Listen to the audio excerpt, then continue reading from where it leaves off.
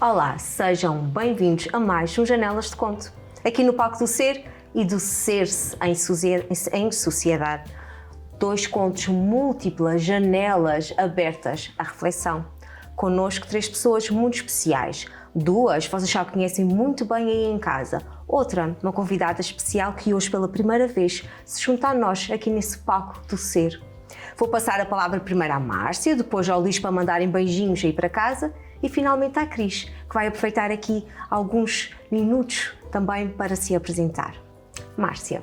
Olá, boa tarde aí para casa, um beijinho para todos e bem-vinda, Cris, à nossa companhia aqui nas Janelas de Conto e vamos lá, mais palavras bonitas para hoje. Muito bem, Luís.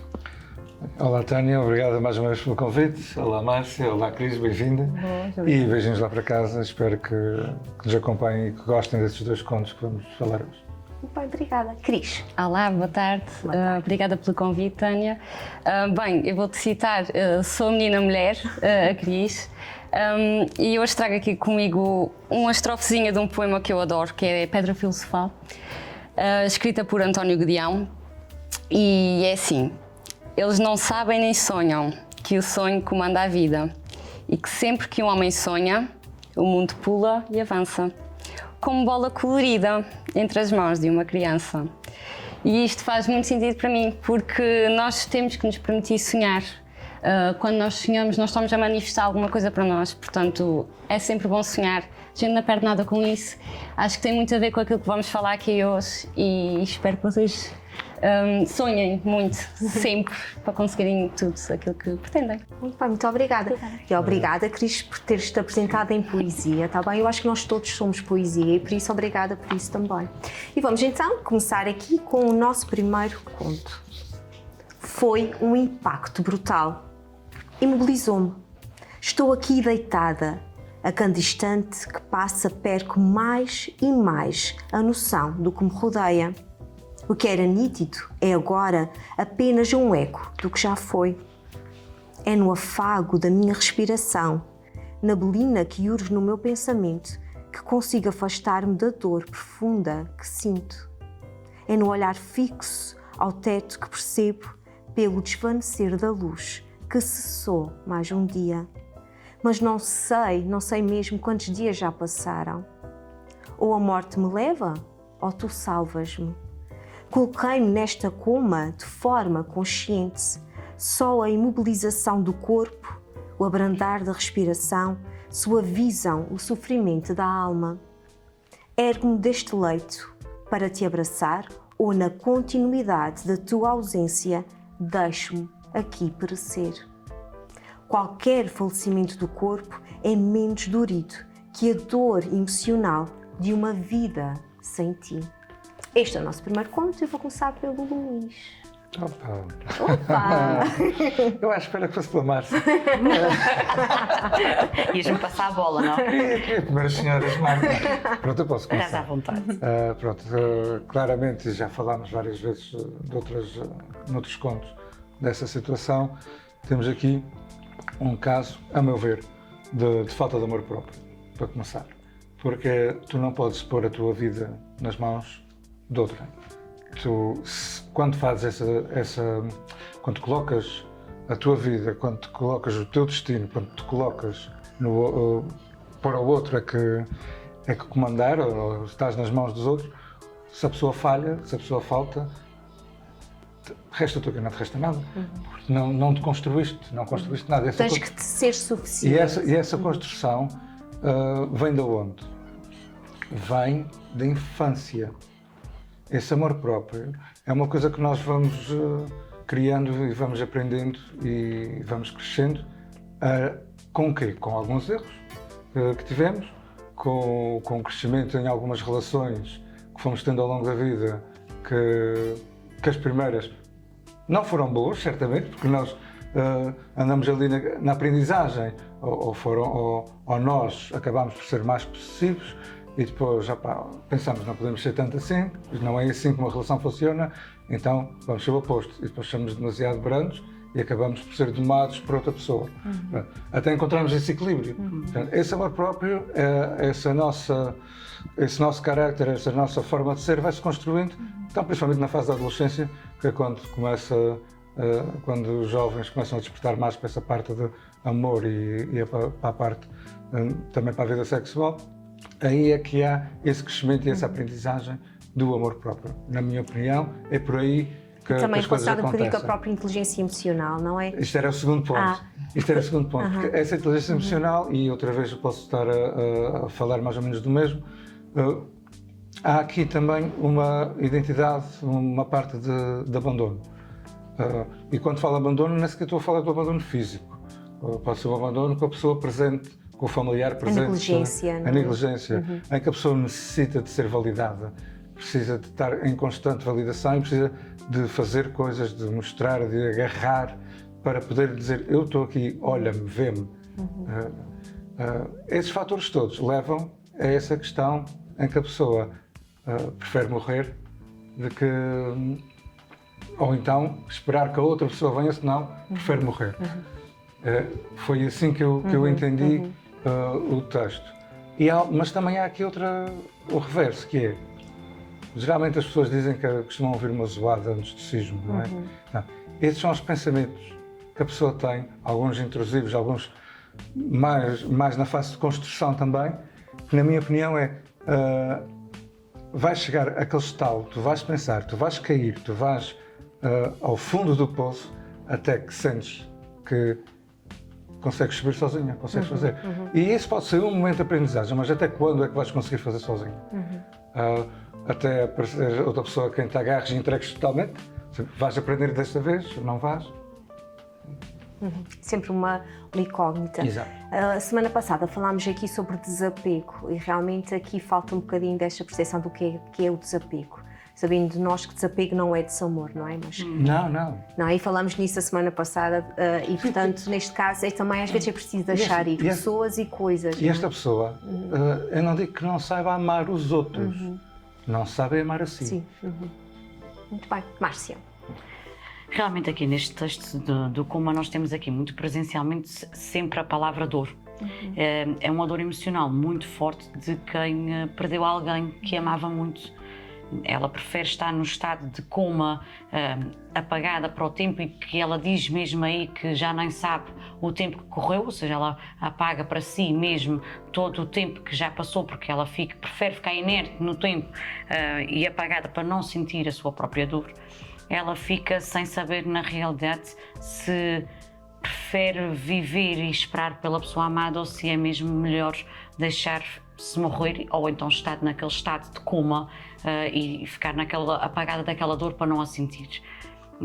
Isso acontece, claro, é possível. O amor tem estas coisas. E às vezes acho que é possível mesmo quando há amor próprio. Exatamente. É um estágio da dor. Não é? Eu acho que são aqueles estágios que nós, por vezes, não estou a dizer que todas as relações ou o amor que se passa são merecedoras, talvez, de tanto este nosso apego, que depois deveria haver aquela linha ténue do desapego e perceber até quando é que é plausível deixar seguir para poder ficar bem. Tudo bem, entendo a parte do Luís, mas o amor tem destas coisas. É possível sofrer, é possível deixar-se apagar, é possível... Estava aqui por trás das câmaras a perguntar-te realmente em relação a este texto se podíamos falar aqui no sentido mesmo literal, ou então usar aqui a metáfora do Kuma no sentido de que, claro, o amor tem estas coisas metafóricas de usar a palavra como e sentir-se apagada, mas depois também tem a parte forte do literal em que nós vivemos realmente. Há amores muito vividos e muito sofridos também. Nós vemos e podemos referir isto muito nos amores dos nossos mais antigos, dos nossos velhos, em que nós víamos espelhos neles, que era, normalmente quando um morria, a falta era tanta que ele sentia do apego que tinha, do costume que tinha de vê-lo todos os dias, que normalmente dizia-se que aquele ia atrás por falta dele. Normalmente às vezes nem aparecia uma doença que fosse justificativa para a morte, mas dizia-se que era pela falta que se sentia. Portanto, eu acredito piamente que o amor tem destas coisas.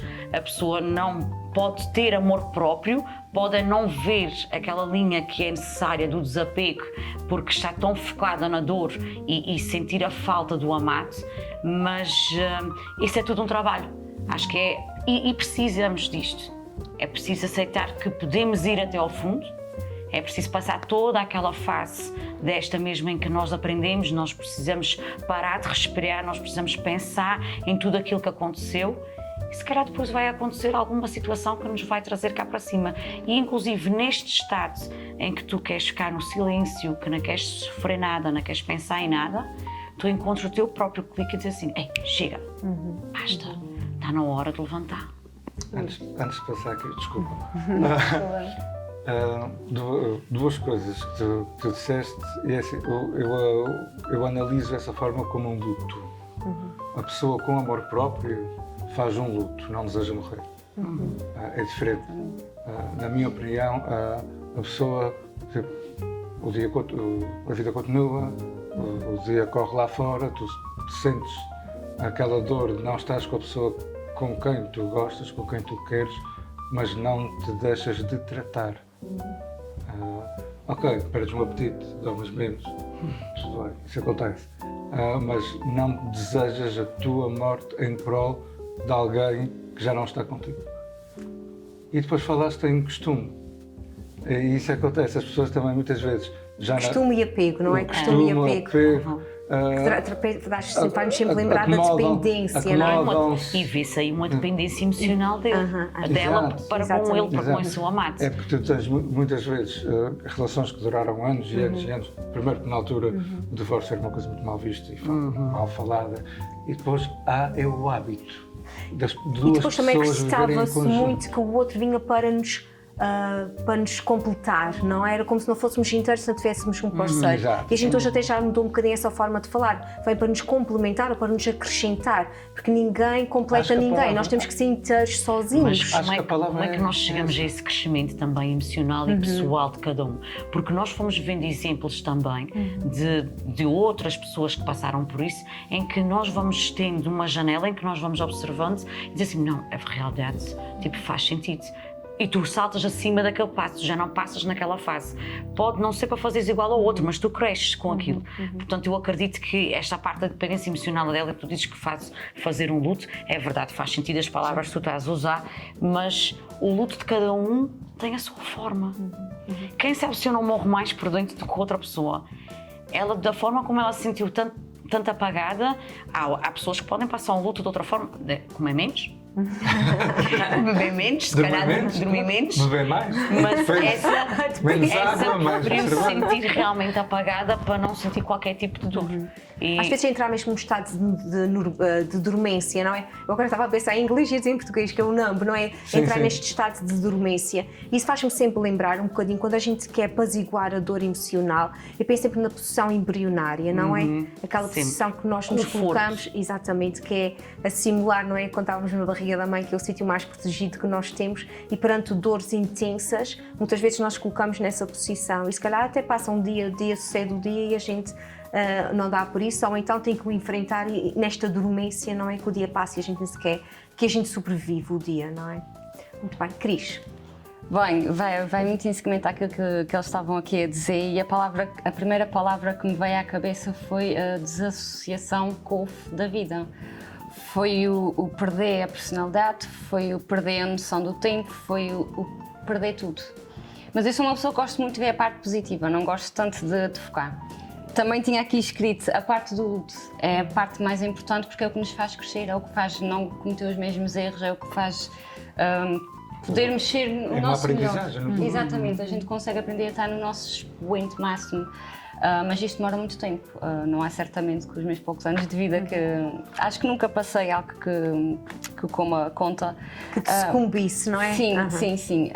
Mas acredito muito que houve aqui uma perda de identidade, houve aqui eu não sei, deixei-me levar muito quando li isto e deixei-me levar muito. E houve aqui algumas frases que realmente me chamaram a atenção, vou só dizer algumas delas, que é mesmo ou a morte me leva ou tu salvas-me. Eu acho que isto é um puro estado de autossabotagem. A pessoa acreditar que não consegue mais, que era para aquilo que se vivia, era para aquilo que a pessoa estava destinada, porque nós pomos na nossa cabecinha, nas nossas mentes, que é só aquilo que nós merecemos. E realmente quando tudo acaba e quando a gente acaba por perder um bocadinho o nosso caminho, torna-se um bocadinho complicado. Eu acredito que isto foi muito em tom de diário, em tom de desabafo, e a desassociação da vida faz-nos não ver mais nada. Contudo, acredito que depois de toda esta dor, a pessoa conseguiu entender, até porque a gente não sabe que tipo de amor era este. Há vários tipos de amor. Costuma-se dizer que há 3 amores, não sei se é assim, se não é assim. Eu acredito muito no amor espiritual. Se for o caso deste amor espiritual, é uma desconstrução do nosso ser e, portanto, acho que isto dava coisa para horas. Pronto, já falámos também aqui do coma consciente, não me vou repetir. Outra coisa que há aqui, que é qualquer falecimento do corpo é menos dorido do que a dor emocional de uma vida sem ti. É como eu digo, esta frase retrata completamente a morte de uma identidade. E eu já passei por isso, acredito que todos já passámos por isso. Todas as vezes que nós pensávamos que não conseguíamos mais, veio a vida e tal. Consegues, tu mereces, porque nós trabalhamos para isso. Portanto, o meu pensamento positivo do dia aqui é que realmente há uma criação de todas as vezes que passamos por este tipo de dor, há uma criação de uma nova pessoa, uma nova identidade. A gente deve nos permitir errar, aprender e ser melhores. Acho que é muito a minha opinião aqui. E é muito interessante, Cris, o que tu disseste, porque nós podemos olhar para isso também como não olhar para a morte literal, mas olhar para a morte figurativa. Se calhar alguma coisa morre mesmo em nós. E aí nasce outra. Se calhar morre em nós a ingenuidade de pensar que a gente precisa de um outro para vivermos a vida, não é? Do que a vida com outra pessoa é que é a forma de estar e de se viver. E se calhar precisamos ter mortes em nós, que são crenças nossas, que acabam por ser mortes, porque também as nossas crenças, os nossos valores são a nossa identidade. E limitam-nos muito mesmo. Então, e às vezes, essa morte dessas crenças também são oportunidades de vida. E às vezes, nós próprios, há mortes figurativas na dor. E a verdade é que aqui, mais uma vez, a gente vê amor e dor fortemente associados. Vocês acreditam que se pode morrer por amor? Morrer de amor, morrer por amor? Há pouco falaste nisso. Eu acredito que sim. Existem amores que se correm mal, que nos apagam por dentro. Eu acho que o corpo e a mente depois trabalham de uma forma mecânica. Não deixas de acreditar em ti e vives a vida, mas aquele amor nunca é esquecido. Uma música faz-te lembrar, passar naquele caminho faz-te lembrar, sentar naquele restaurante que já tinhas de sentar faz viver recordações e ter recordações daquilo que tu já passaste. Faz morrer depois aquele sentimento bonito daquilo que tu acreditavas que o amor poderia ser, daquilo que tu merecias viver e ter direito àquele amor em que tu achavas que fazia parte, já era parte de ti, era aquela pessoa que querias partilhar a vida, que querias dar o teu dia, fazer parte dele. O amor pode matar de muitas formas, sem dúvida. Depois viver faz parte, é andar, é seguir. Não é fazer aquilo que os outros fazem, que claro que cada pessoa tem, não deixas de ter sonhos, não deixas de tentar concretizá-los, não deixas de vivê-los, até não perdes a noção da realidade, mas alguém de ti se apaga, sem dúvida, sem dúvida. Sim, eu acho que há sempre partes de nós que vão acabando por desaparecer, algumas coisas boas, algumas coisas más. Às vezes nós perdemos muito aquela ingenuidade que aquele vai ser o nosso amor, ou que o pai dos nossos filhos vai ser o nosso amor, ou que a primeira pessoa com quem nós nos relacionamos vai ser o nosso amor. E quando vamos perdendo essas pessoas, a gente vamos nos perdendo. Mas lá está, eu sou uma pessoa que gosta muito de pensar no positivo e como tal, eu acredito que, lá está, só quem passa é que sabe. Acho que nunca passei um amor assim. Já me reinventei muitas vezes, já passei algumas dores, já fui muito ao fundo, mas acho que nunca senti uma vontade de desistir. Não sei se porque de mim eu tenho uma força, mas acredito que há pessoas que morram mesmo por amor. Acredito que há conexões que não se perdem e que mesmo após a morte, acredito que tudo se mantém, há sempre um laço que se mantém. não quer dizer necessariamente que porque aquele amor acabou que não haja uma amizade, depende da maturidade da pessoa, e lá está, esse é outro processo que magoa muito. A inteligência emocional. Exatamente, se outra pessoa desejos. está capaz de manter aquele tipo de relação estável, porque não deu certo de uma forma, mas certamente se de alguma forma se conectaram, alguma coisa vão ter sempre ali. Eu acredito muito nestes laços invisíveis, alguns deles é necessário mesmo cortar, alguns são mesmo tóxicos, há pessoas que não valem a pena, porque nós moldamos muito com as pessoas que estão de roda da gente, portanto é preciso, e nos dias que correm é preciso ser muito seletivo. E nem com sempre as os nossos pessoas que filtros nos estão completamente Certo. regulados, não é? Ethan Hawke disse outro dia uma coisa interessante, que é qualquer coisa do género que quem ama nunca perde, quem ama sempre ganha. E a verdade é que, por mais que possa morrer alguma coisa dentro de nós, por mais que possa desaparecer alguma coisa dentro de nós ganhamos sempre com isso.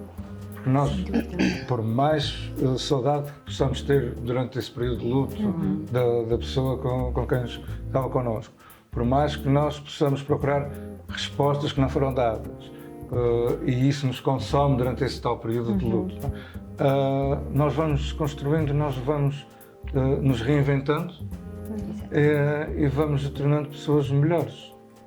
Quem ama nunca perde, ganha sempre. Isso é muito giro, isso está-me a fazer lembrar a poda, não é? A gente quando poda as árvores, a poda é provocar a morte à árvore, é matá-la para que ela renasça. E realmente há dores em nós que são podas, não é? São pequenas mortes que nos vão acontecendo com o objetivo da gente também renascer, ultrapassar. Há pessoas que não conseguem ultrapassar, há podas que a gente faz e que as árvores não se reerguem, não é? Não tornam a florir. E às vezes o tal comodismo impede-nos de fazer a poda, como estamos a falar. E muitas vezes também acredito que há aquela crença do poder sobre a outra pessoa, ou seja, a posse. Há certos relacionamentos que se tornam mesmo possessivos. Não? É uma palavra um bocado forte, mas é. Eu acho que acaba obsessivos, exatamente, também. ou seja, o controlo, tudo isto faz com que a pessoa... eu acho que a gente acaba por nunca perder se realmente nunca houver uma posse. O problema é realmente quando há aquela posse. Não treinar o desapego, não ter o desapego. Lá está. Isso faz-me lembrar outra coisa também. Às vezes é a dor da ausência do outro e às vezes é a dor de não termos sido capazes de manter o outro. A nossa perícia não foi suficiente para manter o outro. E é questionarmos também, muitas vezes não é, às vezes também um bocadinho... As perguntas interiores corroem-te um bocadinho. Exatamente. Que é tu pensares para dentro o que é que poderia ter sido dito, o que é que poderia ter sido feito, o que é que eu fiz que poderia ter feito diferente. Você vê aquela janelinha na cabeça, mentalmente a aquele janelinha livrinho toda. ali a bater as folhinhas, tal e qual. Eu costumo dizer que isto é os e se. E corroem bastante, não é? Sim. Mas que também são essenciais e importantes de se fazer em algum estágio, desde que não esteja em sítio de ruminação, porque a ruminação não é positiva, a ruminação não nos faz sentir sair do lugar. Andas ali em espiral, consome. Tu entras num processo em que te fica mesmo de um autoconsumo ali que não passas dali, nem cresces, mas também não resolves. Exatamente. E ficas ali numa roda viva. Diminuíste Até. Sim, sem dúvida. Outra pergunta, a gente fala aqui em coma emocional, a gente fala aqui em forma de podermos amenizar a nossa dor emocional e aqui muito relacionado, ligamos claramente ao conto, com a ausência de alguém. E quando nós entramos em comas, em dores emocionais que têm a ver com a desesperança, com a ausência da certeza de um futuro próspero. Quando nós entramos em dor pelas circunstâncias atuais, um mundo que a gente não consegue controlar.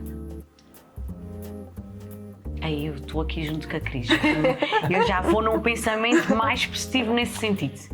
Eu quero crer que, embora todas as dificuldades que me possam circundar, embora já tenha ido ao fundo muitas vezes e tenha levado a sentimentos menos positivos na minha mente e que faça com que a ligação entre o coração e a mente fiquem ali baralhadas e eu não saiba, se calhar, tomar as decisões mais acertadas ou ter os melhores pensamentos para resolver as situações. Mas, em contrapartida, eu acho que há a solução para tudo a seu tempo virá, o que é nosso a nós virá. Portanto, vamos com calma, com serenidade. Se aquela pessoa tiver para chegar para a nossa vida, não vale a pena procurar. Normalmente a nossa tendência é estar com os sentimentos enganados naquela hora, depois estamos com aquele desespero e aquela coisa, e será que vai correr bem dessa vez? E tu vais à procura daquela, aquilo que se calhar até bate comigo, olha, fazemos coisas parecidas, e vais ali naquela esperança e naquela... Porque o pior é aquela coisa que tu colocas na outra pessoa, que é, será que é dessa? E pá, parece tudo parecido comigo. Não, calma, que é teu virar para ti. Não precisa nada. Colocas na outra pessoa. Uma expectativa. Não colocas em ti. Mas tu esperas sempre do outro. Isso é exatamente. Não colocas em Como tu ti. não estás preparada e não fizeste toda aquela. Se não estás Vem de um preparada, luto, não vem de uma vais. preparação, vem de um crescimento, então não avances. Fica lá quietinha, vai fazendo a tua preparação, a tua autopreparação, o teu autocrescimento, aprenda a viver sozinha, aprenda a usufruir da vida sozinha, tudo o que ela tem para te oferecer de bom. Depois, quando aparece. Constrói a tua solitude. É importante, importantíssimo saber viver sozinha, aceitar a solidão, comer sozinha, sentada à mesa, respeitar os teus limites, saber até que ponto tu és capaz de ir ou abrir o teu espaço para entrar outra pessoa. Para Se é isso que efetivamente tu queres. Exatamente. Exatamente, Portanto, até tens que que ponto ser é que aquilo tu que a sociedade aceitas. espera de ti, não é? Então, é isso, entrarmos neste caminho, a gente já discutiu aqui vários textos em que se nós pensássemos tudo aquilo que a sociedade te avalia ou diz que é certo ou que é errado, o que tu deves fazer, a gente não vivia mais nada, não fazia mais nada e nem aparecia a pessoa certa, porque isto, o mais certo é sempre estarem aqui contraditórios com a sociedade. Tudo acontece por uma razão. E é aquilo que eu fiz há uns anos atrás vai-se refletindo depois ao longo dos anos, não é? Portanto, se eu atualmente, como estavas a falar, estou nessa a pergunta que tinhas feito, A minha pergunta era em relação ao mundo atual. ao mundo atual. E se há Aquilo que dores... não conseguimos controlar, Exatamente, não é? aquilo que nós não conseguimos Exatamente. controlar. Mas aquilo que não consegues controlar, atualmente estamos a falar num espaço pequeno, naquilo que nos rodeia, não estou a falar a nível global, não é? Mas há coisas, tu estás em algum ponto da tua vida, meteste em algum ponto da tua vida de situações que se passaram para trás, que tu também tiveste, tudo acontece por alguma razão e nem tudo o que é bom dura para sempre. Eu até já trouxe uma vez essa frase cá, nem tudo o que é mau dura para sempre. Depois da tempestade vem a bonança, não é? E também essa crença. E é engraçado, tu estás a falar. Exatamente, tu estás a falar de uma coisa que é. Nós carregamos o nosso passado, mas também as constelações familiares dizem que nós carregamos os nossos antepassados. Exatamente. Ou seja, ainda é um percurso e que às vezes é preciso quebrar não só o nosso passado, mas quebrar também a ligação a alguns antepassados e nós arrastamos muitas vezes histórias muitas também vezes, dos nossos antepassados. Em alguma geração futura quebra. Quebra, exatamente, exatamente. Cris? É assim, eu acredito que eu até me perdi aqui um bocadinho porque vocês juntaram as minhas duas ideias. Eu acredito muito que, como o Luís estava aqui a falar em termos das gerações, que nós fomos ensinados a pensar sempre muito no dia da manhã. E não paramos para pensar no hoje, naquilo que estamos a sentir hoje, aquilo que está a acontecer hoje, ou seja, já quando é amanhã não aproveitamos o dia de ontem, estamos hoje, portanto há aqui sempre uma confusão de tempos e a gente não para pensar. Se não está nas nossas mãos o controle daquela situação, por que é que vamos gastar a nossa energia nisso? Sofrer por antecipação. Sim, tem dias que é mais fácil simplesmente nos deixar levar por aquilo que a nossa geração anterior nos passou e vamos pensar em tudo e vamos criar cenários que não existem e vamos sofrer mesmo por antecipação. Acho que a forma mais consciente de viver, respondendo diretamente à tua pergunta, Tânia, a forma mais consciente de viver é não pensar tanto no amanhã, se o que está a acontecer hoje ainda nem é garantido. Portanto, e com tudo o que temos visto aqui a acontecer ao nosso redor, na nossa ilha, a nossa vida é assim, é um sopro. Então, vamos para um travão, literal. Vamos para um travão. E ter certeza que pelo menos o aqui e o agora a gente vive, não é? Sim, exatamente. O aqui e o agora. Muito bem. Bem, eu acho que também é muito importante, se calhar vamos sintetizar aqui esse nosso primeiro conto, também falando um bocadinho que mesmo em tempos de inquietude, mesmo em situações de dor maior, vamos nos focar no amor, vamos nos focar na gentileza, porque quando nós temos aqui bem presente no momento atual que nós somos válidos, que nós podemos fazer a diferença, que as nossas palavras podem ser significativas para o outro. Vamos nos centrar aqui naquilo que é mais importante, o amor próprio e o amor pelo outro. Até já.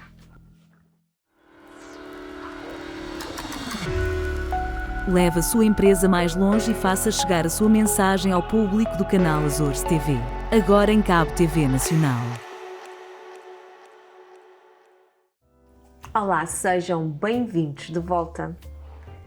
Nas bancadas da vida, onde assistimos de camarote a vida dos outros, a inquietude e o desassossego fazem-nos cócegas à alma. Quanto mais emocionalmente estamos investidos na dança dos outros, mais se evidencia a reação desconcertante. Sentada numa bancada de um campo de futebol, a assistir a um jogo amigável, mesmo com a música nos ouvidos, ouço e envergonho com as palavras duras, injustas, embaraçosas que são lançadas em várias direções. Um vai-vem de maldicência que ignora idades, géneros e a regra basilar da convivência, o respeito. Sonho com bancadas da vida que torcem pelo outro, com palavras de verdadeiro incentivo e empatia.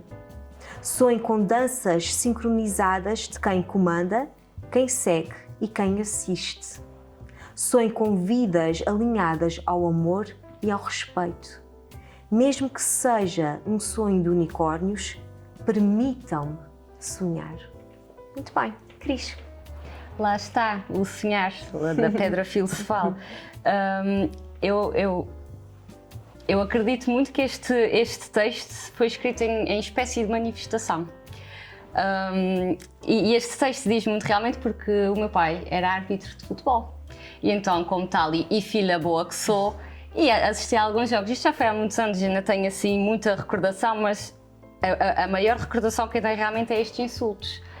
Muitas vezes eu estava ali a ver o meu pai a fazer o seu trabalho, não era? E era um constante... Era horrível. Portanto, a memória que eu tenho, e eu vejo isto enquanto... valeu na minha criança interior. Pensei muito na minha criança interior enquanto li isto. E foi mesmo um gatilho. Este conto foi um gatilho para mim porque eu revivi todo o desrespeito que houve ali perante o meu pai. Não fazia ideia se aquilo realmente, se ele estava a fazer bem, se estava a fazer mal. A verdade é que a maior memória que eu tenho é do meu pai ser insultado, toda a minha família ser insultada e eu tipo, estou ali, olha, eu sou a filha. Vamos ter calma com aquilo que estamos a dizer, porque isto depois acaba por se tornar muito uma realidade. Isto acaba por ser a realidade e a gente vê nas crianças de hoje em dia. Eu tenho 2 filhos e já não... eu, por ter a experiência de ir para um jogo de futebol, eu já não vou com eles, porque eu já sei o que é que lhes esperam. E é isto que estamos a fazer à nossa sociedade aos bocadinhos, estamos a incentivar as crianças à agressividade, e não é o mais certo a fazer, acho que está tudo muito virado do avesso. Eu realmente escreveria o conto Bancadas, faz todo o sentido para mim. E há aqui uma frase que eu escreveria, isto sem dúvida, que era: sonho com bancadas da vida que torcem pelo outro com palavras de verdadeiro incentivo e empatia. Porquê? Porque ao nosso redor temos sempre muitas mãos apontadas para nós. Mas realmente não há aquela introspeção de será que eu consigo fazer melhor nesta sociedade? Será que todas as palavras más que eu estou a dizer eu não consigo transformá-las em algo bom? Será que é certo eu estar a gastar a minha energia a tentar contaminar a mente do próximo e a tentar meter para baixo? Não há aqui uma gestão boa de energia e realmente entristece muito, porque é para aí que estas próximas gerações vão. Há muita falta de autoconhecimento, há muita falta de controle, tudo aquilo que vem à cabeça vai pela boca, passa pelo coração, não passa pela consciência, não há filtros, há certas coisas que precisam ser filtradas. Nem todas as pessoas que estão ao nosso redor precisam de ouvir os nossos pensamentos são nossos muitas vezes. Podemos estar a ver muitas injustiças, mas se é algo que nós não podemos controlar, tudo certo. Se pudermos controlar e meter a mão naquela injustiça e torná-la justa, tudo certo. Fora isso, acho que não há muita justificação para este tipo de comportamentos. E sonhar com vidas alinhadas ao amor e respeito, mesmo que um sonho de unicórnios permitam-me sonhar, esta frase é a frase da manifestação. É isto que nós podemos pedir. Nós não podemos controlar o mundo geral, nós não podemos controlar a cabecinha de cada pessoa. Eu não consigo controlar a Márcia, nem o Luís, nem a Tânia, nem a Lira, porque eu acredito que a Lira também tem algum tipo de consciência, não é? Mas nós podemos controlar a nossa mente, controlar aquilo que nós dizemos, controlar aquilo que nós sonhamos. O que nós pensamos, não é? Infelizmente não consigo controlar o trauma que alguém passou, porque eu fui, em tempos atrás, vi o jogo de futebol do meu pai e foi aquela disseste uma coisa confusão. muito engraçada e eu muito obrigada para começar por essa partilha tão pessoal. E depois tu falaste uma palavra muito interessante que é gatilho. Sim. É muito importante a gente ter consciência dos nossos gatilhos, de onde é que eles vêm. E outra coisa muito interessante também da reflexão que tu fizeste é mesmo se a gente se nutrir e se alimentar de pensamentos bonitos em relação ao outro, em relação ao mundo, em relação a nós, muito mais facilmente as nossas ações e as nossas palavras serão também deste amor. E isso é muito importante porque temos que mudar em nós mesmo a forma de pensar, sentir, ver o outro. E porque aí muito dificilmente nós vamos usar da palavra injusta ou da palavra crítica destrutiva, porque não é para aniquilar o outro. E isso é muito interessante. A forma como nós nos apresentamos ao mundo e somos agentes de socialização muito importantes. E quantas crianças estão nas bancadas da vida a assistir à maldicência em relação às pessoas que elas amam e muitas vezes em relação a si próprias, não é? E quem diz em jogos de futebol também Sim, diz no dia-a-dia, certas exatamente. dentro de casa, dentro da escola. Exatamente. Hoje em dia há muita maldade dentro de uma Exatamente. escola. Este texto, por acaso, foi mesmo escrito a ver futebol. Eu estava a assistir a um jogo de futebol quando escrevi isto, porque realmente fiquei muito chocada com tudo o que estava a passar. Mas é claro que é uma analogia que a gente pode aplicar a qualquer esfera Eu social. quando li, usei o futebol como uma metáfora para a sociedade no geral. Não? Exatamente. Pronto, há uma frase, já houve várias publicidades sobre isso, que é sobre os filhos imitarem os pais. Os pais. Children see, children do. Yes. E há um vídeo que ainda deve circular ainda na internet, que veio relativamente, não há muito tempo, mas também não foi recente.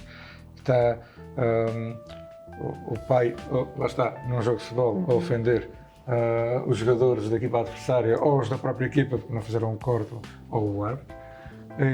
E a criança está atrás. Está o pai a ameaçar a mãe e a criança também ao lado do pai a fazer a ameaça. Isto torna tudo muito pior do que se realmente se uma filha ouve um pai se insultar, mas vê o próprio pai insultar. Que tipo de exemplo? Mas o que acontece é que esses pais que estão nesse jogo de futebol com as crianças, isso depois acaba sob o efeito balaneiro, porque essas crianças, se não cortarem essa negatividade em alguma parte da sua vida, vão ensinar as suas crianças a fazer o mesmo. E por aí fora. Os nossos filhos são o espelho do que somos. Exatamente. E depois temos outra coisa que é, antigamente, e não é que não houvesse maldade, porque havia, e já é uma coisa que sempre houve, desde sempre, havia outros meios. Atualmente é muito mais fácil de estarmos a ofender alguém. Basta pegar um telemóvel, basta abrir uma rede social, por exemplo. E pode ser muito mais danoso. Muito mais. Porque se pode criar coisas falsas que parecem verdadeiras e Sim. podem destruir vidas. Sem dúvida. Está fácil de fazer isso hoje. É a coisa mais fácil atualmente é a coisa mais fácil de fazer hoje. Há aplicações para isso. Isso é assustador, não é? Sem dúvida. Que é a repercussão que a nossa maledicência pode ter efetivamente na vida do outro. Consegues e falas muito bem aí nas bancadas da vida, que eu achei extremamente interessante como tu usas essa combinação dessas palavras, em que o que nós vemos mesmo hoje em dia, e nós estávamos aqui no outro texto a falar sobre aquilo que os outros vão pensar e a sociedade, a verdade é que as pessoas têm mesmo a tendência de se posicionar numa bancada. É mais fácil usar a passividade e o julgamento e sobre o outro, em que tu falas e criticas e comentas sem, às vezes, ou muitas das vezes, sem qualquer tipo de conhecimento sobre o outro em que tu estás a atirar aquilo. A maior parte das vezes. A maior parte das vezes. E isso é muito interessante o que tu estás a dizer, porque a gente falar também, vamos pegar nisso que tu disseste e vamos só pensar, fazer analogia ao bullying. O bullying tem um agressor, tem a vítima e tem o espectador. Os que têm mais poder para mudar uma situação são os espectadores. E quantas vezes somos espectadores que, ok, não sou agressivo, o outro é que estava a dizer, mas estou lá e até alimento, ou não faço parar, ou não. estou a ser... Isso é quase como o cúmplice. Uma não- Tipo, tornas-te não pior do ação- que aquele que está a fazer a própria Uma ação. não ação é estás a validar o ato. Exatamente. Exatamente, sem Portanto, dúvida. não- E é interessante porque muitas vezes somos espectadores, não é? E achamos que por sermos espectadores não estamos a contribuir, não é? E é muito pelo contrário. Muito pelo contrário. Então, esta bancada em que as pessoas se sentam e assistem e presenciam e fazem aquilo ao outro, fazem com que as pessoas muitas vezes desistam de viver, de fazer, de falar, de conviver, porque ficam com medo destes comentários, do julgamento.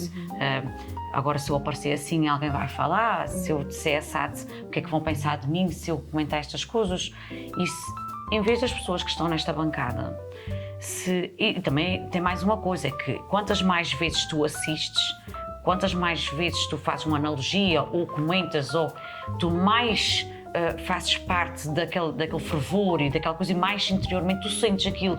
Ou seja, quando fores comentar a próxima vez, tu ainda vais estar com mais aquilo dentro de ti despertado.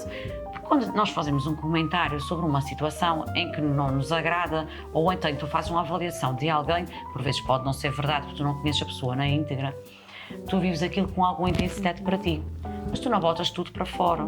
Quando tu vais ver a próxima vez, tu ainda vais sentir mais capaz de avaliar como se fosses muito conhecedora ainda mais da situação ou da outra pessoa que tu estás a avaliar, quando isso não é real.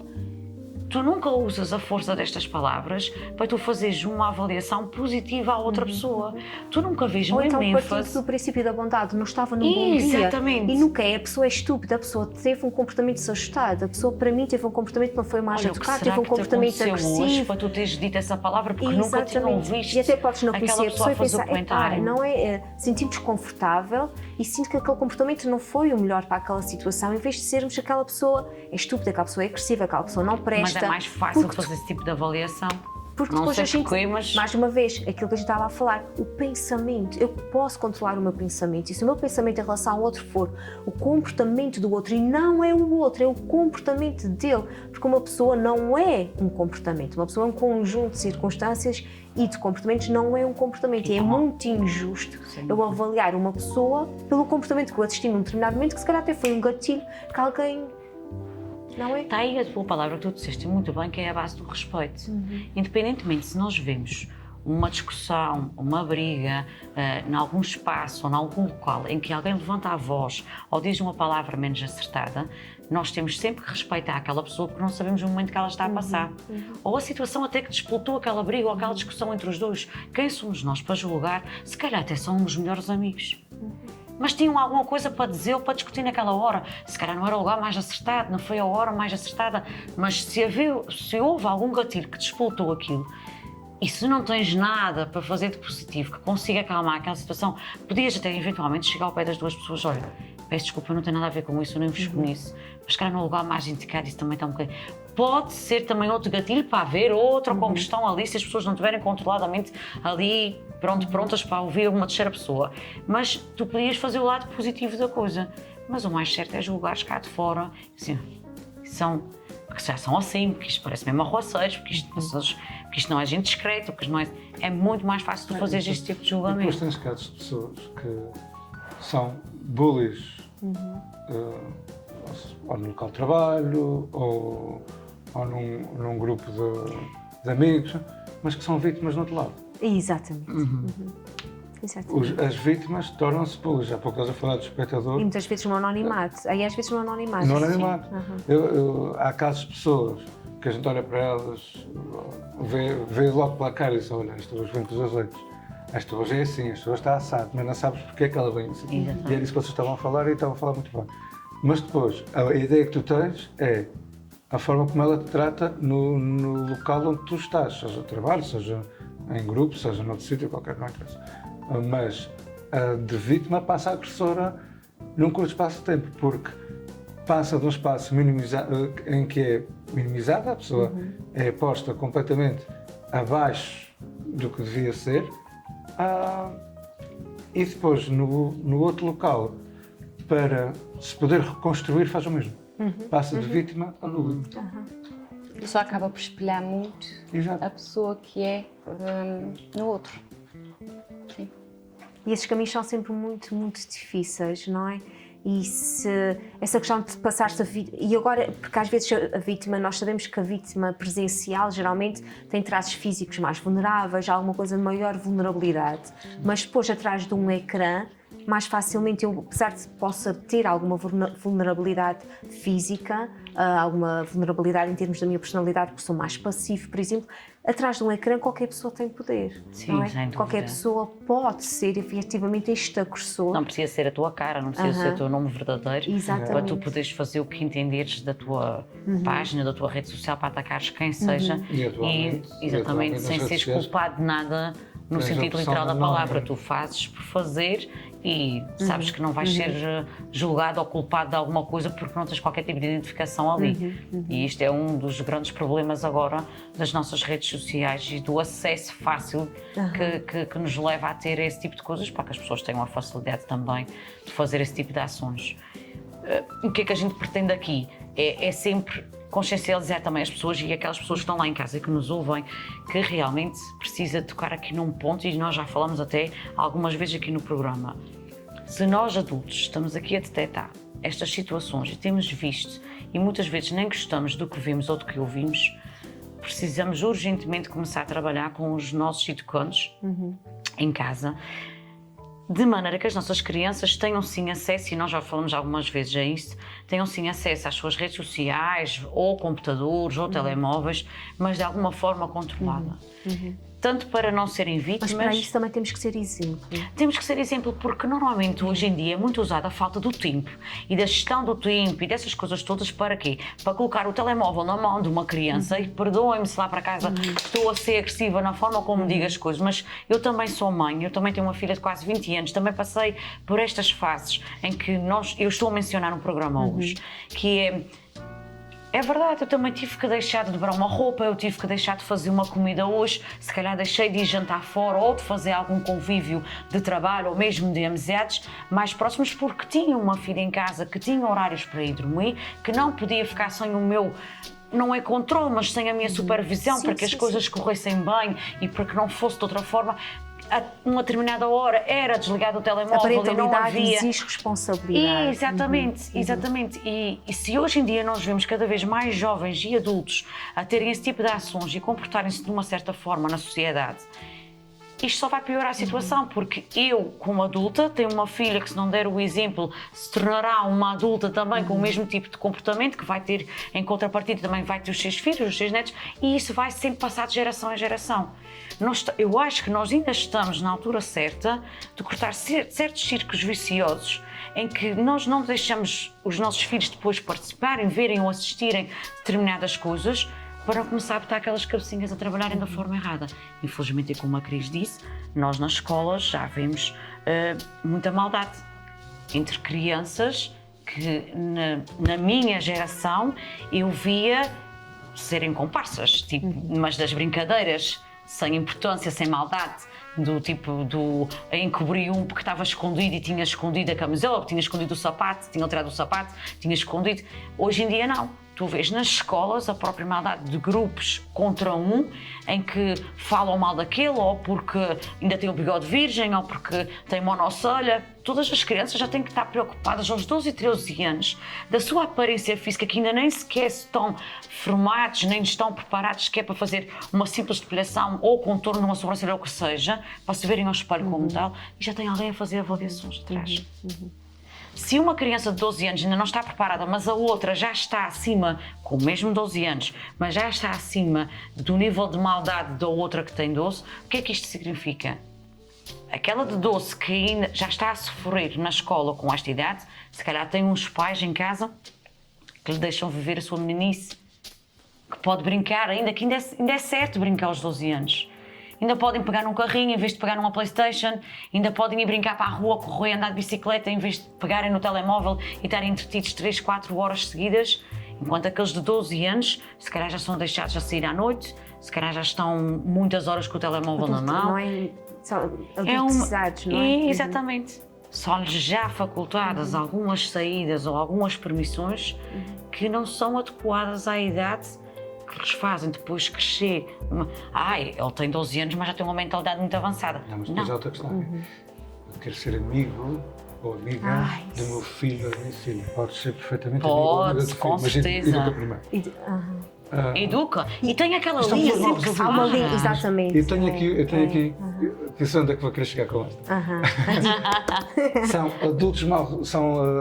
adultos mal resolvidos. Adultos esses que depois deixam passar leis ou fazem propostas indecentes, como tens atualmente no caso que foi para a Assembleia uma deputada, uma portuguesa de bem, contra a homossexualidade e contra a identidade de género. A própria portuguesa de bem escorraçou da sua casa aos 16 anos um filho gay. São esses adultos mal resolvidos, ou que já sofreram bullying quando eram pequenos, ou que eram bullies quando eram pequenos. Adultos que não levaram uma palmada que deviam ter levado na altura certa, vão agora para a Assembleia recuar 30 ou 40 anos o que Portugal construiu. É verdade. É doloroso, é muito doloroso. É muito doloroso. E a gente está a passar por isto. Então, outro dia... A história é cíclica e ninguém aprende nada com isso. Outro dia tive mesmo que refletir sobre isso, porque a gente está outra vez aqui num espectro. Eu acho que a gente estava a avançar a um ritmo não muito rápido, mas evolutivo, em relação à aceitação de identidade. Se era sempre positivo? Não era sempre Não, positivo. mas estávamos a chegar lá, avançar. estávamos a criar um vernáculo também para poder atender àquilo que o outro se identifica. Ok, não te identificas nem com ele nem com ela, vamos encontrar aqui alguma forma de falar também que te possas identificar. Não vamos partir do princípio que és um homem ou uma mulher, vamos perguntar como é que queres ser tratado. Coisas que têm a ver com cidadania, têm a ver com humanização. E já se falava, que era muito Já importante. se falava. Toda a gente tinha a ideia, uma opinião, mas não era partilhado nem falado. E hoje em dia já é dada a palavra ao jovem, ao adulto, em que queria fazer a sua mudança. E agora estamos E estamos a retroceder a agora. voltar. E depois Tal e temos qual. agora, e depois, para além disso, e isso é assim, a gente depois começa a ver. Pois o que eu acho é que depois começa a haver alguma coisa que nos foge, que é, por exemplo, ok, então se eu posso, que depois já, é claro que depois, e eu considero saúde mental, não sei se será ou não, mas eu considero problemas de saúde mental, que é, depois eu já considero que, então se eu posso ser o que eu quiser ser, quero ser um gato. Se eu posso casar com quem quiser casar, quero casar com uma árvore. Se eu quero... E depois, quando começa a cair nesses radicalismos, a sociedade tem tendência a recuar muito. Pior que depois encontras uma árvore mais bonita, deprecias da Não primeira, é? não é? Exatamente, Não, depois casas com depois achas que podes casar Não, com um fantasma, depois casas com a inteligência artificial, e depois começa-se a entrar aqui, e depois eu não sei se é isso que faz com que se volte outra vez para o espectro oposto, porque já se começa a falar outra vez. Acredito que seja isso. Já se começa a falar outra vez da machosfera. Há essa questão de casar com árvore. Houve uma que casou com fantasma. Casou com fantasma, acho que foram felizes durante algum tempo, uma relação que ninguém viu. E pronto, e é por aí. E acabou por haver um exagero. Muita gente confundiu a parte da liberdade e a parte do ser e de viver e da cidadania A nossa com verdade. libertinagem. Isto acabou por haver um abuso e às vezes uma estupidez humana enorme. Que essa estupidez humana, lá está, vamos voltar às redes sociais, começou a ser criada através de pequenas coisas. A rede social é estupidifica as pessoas. Isto é a tal falta de solitude que estávamos a falar ainda agora. É aquela falta de saber estar sozinho. Casar com uma árvore é só uma justificação para não saber estar sozinho. Não, é uma distorção da realidade, ou seja, tu não aceitas a realidade em que tu estás. Tens que ter sempre alguma coisa na tua mente em que te liga a alguma coisa. Tu não consegues fazer um pensamento ou uma construção da tua realidade sozinha. Tens que ter sempre a presença de alguma coisa. Então tu começas a distorcer tudo à tua volta. Tu já começas a imaginar, já começa a tua mente a trabalhar de uma forma irrisória, em que tu achas que é verdade aquilo que tu pensas e que tu sentes, mesmo que seja com uma árvore, como se está aqui a mencionar. Ou seja, foge completamente da realidade e daquilo que é plausível. Nós temos aqui pensamentos e nós andamos aqui a discutir agora a falar aqui sobre o Parlamento, mas todas essas situações estavam já faladas e aceitas na sociedade e já eram tratadas de uma forma até de alguma forma respeitosa.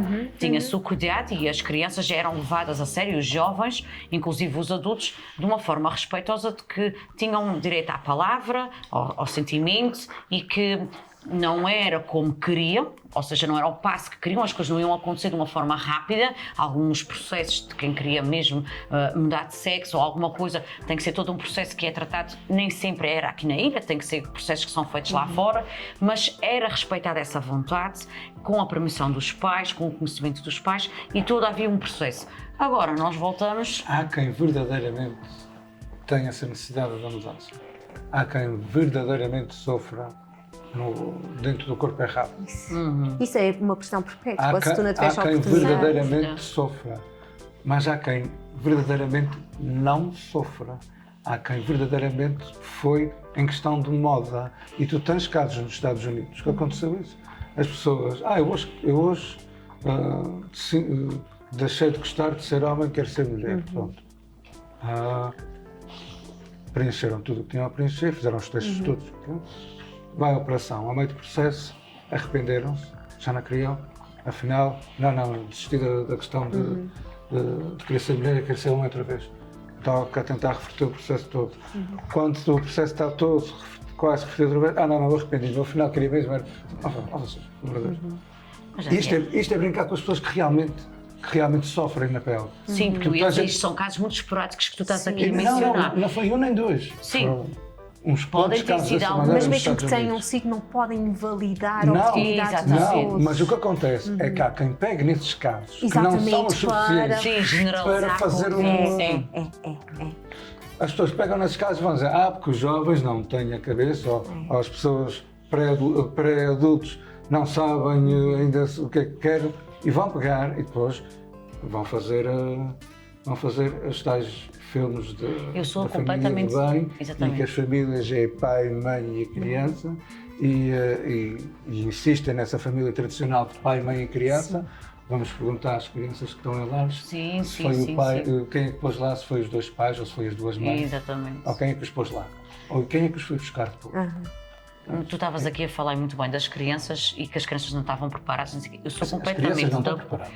Eu estou completamente de acordo que as crianças têm que ser preparadas Guiadas. nesse processo Sim. e guiadas, acompanhadas, porque realmente a personalidade ainda não está ali definida, nem tem. Mas a verdade é que na As questão de crianças têm que ser transgênero, apoiadas. na questão de transgênero, as crianças identificam que estão no corpo errado desde muito cedo, já fala 4, 5 Sim, anos. fazem manifestações 4, muito 5 anos já exatamente, fazem sabem. manifestações muito cedo. Claro, e é importante é E têm que ser aceitar apoiadas. isto e ser trabalhadas, haver- e acompanhadas. Exatamente, acompanhados. A Exatamente. mudança acontece mais tarde, Exatamente, mas, exatamente. mas tem que haver o apoio desde a altura Desde as em que há primeiras essa necessidade, em que a verbalizações, criança não é? verbaliza que não está bem.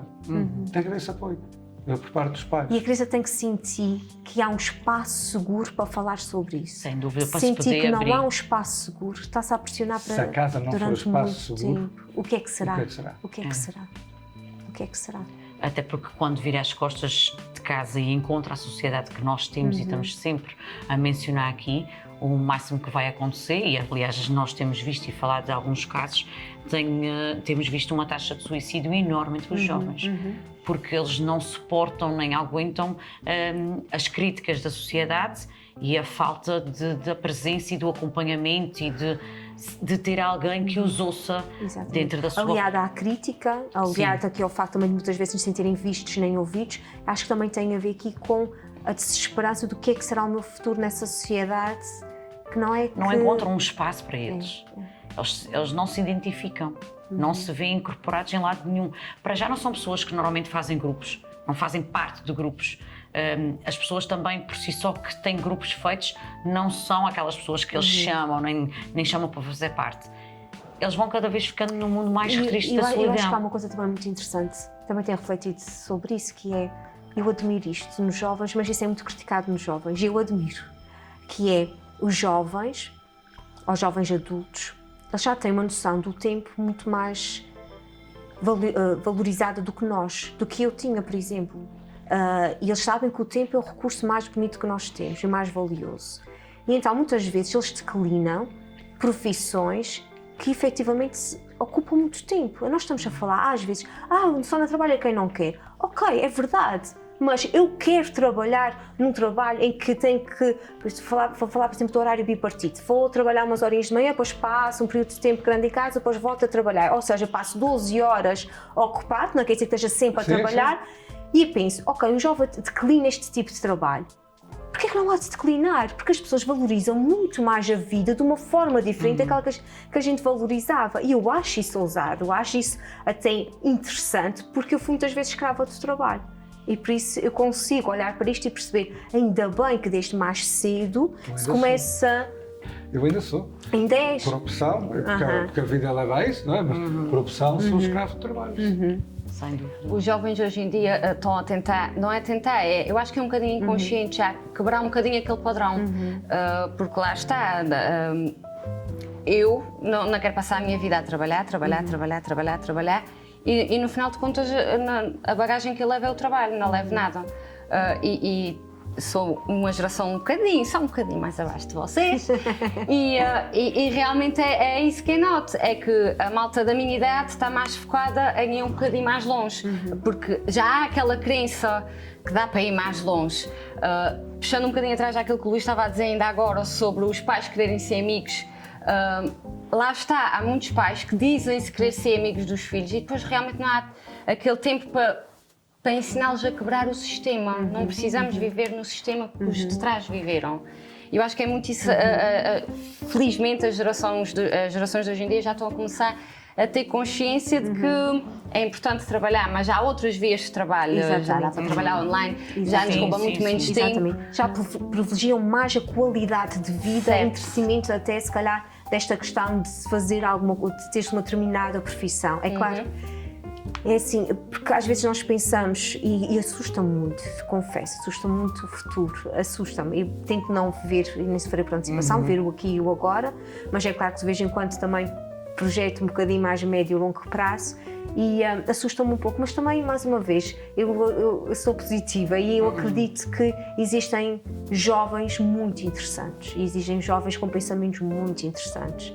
E é importante que a gente consiga alimentar esses, não é? Isso é um bocadinho aquela história do lobo bom e do lobo mau, qual é o que sobrevive? Aquele que a gente alimenta. Exatamente. Então a gente tem a responsabilidade de alimentar estes que a gente vê, E tem nós muita mesmos capacidade de potencial. prosperar, não é? Que tem muito potencial. E nós vamos existem trabalhar muitos com isso. muito potencial. Nós avançarmos mesmo para isso, trabalharmos com eles e não termos Exatamente. medo também de expor as nossas ideias e aquilo que nós pensamos que seria adequado para a sociedade ou para os jovens que nós trabalhamos perto, que é incentivá-los cada vez mais a viver num mundo que também nós acreditamos que somos capazes de contribuir.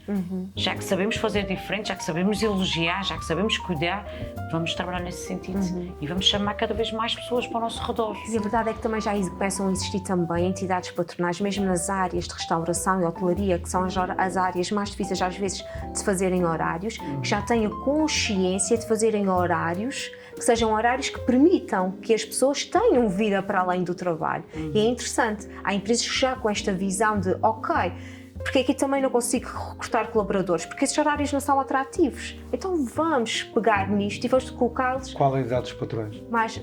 pois. Sim, mais jovens, claro. Lá está, Já com outra visão. Claro que tem outra visão. Porque é isso, a gente quer muito lutar para que as pessoas possam ser e possam cada vez mais viver a experiência do ser, mas continuamos aqui a criar obstáculos porque para ser também precisa de ter forma de sobrevivência, não é? E a gente sabe que pode viver com pouco, mas o pouco não é o equilíbrio, não é? Permitir que haja efetivamente aqui o equilíbrio. Muito bem, a gente já passou tanto tempo, meu Deus. Bem, a gente deixou aqui passar uns minutos aqui nos nossos 30 minutos. Obrigada aí por terem continuado a assistir. Foi maravilhoso estar aqui convosco. Cris, muito obrigada por teres vindo. Beijinho grande, vamos mandar beijinhos lá para casa. Beijinhos lá para casa. Beijinhos muito grandes para vocês. Obrigada. Amor no coração. Até para a semana.